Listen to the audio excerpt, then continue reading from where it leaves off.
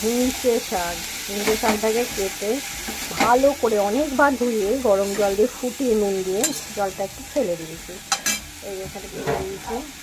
আর এতে আছে কাঁচা কুমড়ো, যেটা ছোটো ছোটো কাঁচা কুমড়োগুলো, কাঁচা নয়, এটা ঠিক ওই রকমই উঠবো, ওর থেকে আর বাড়বে না, ছোটো ছোটো কুমড়োগুলো। আর এই যে নাম কী বলে, রাঙালু, রাঙালু দিয়ে দিয়েছি। ওটা কালো জিরে কাঁচা লঙ্কা ফোড়ন দিয়ে এটা ভেজে নিয়েছিলাম একটু সামান্য।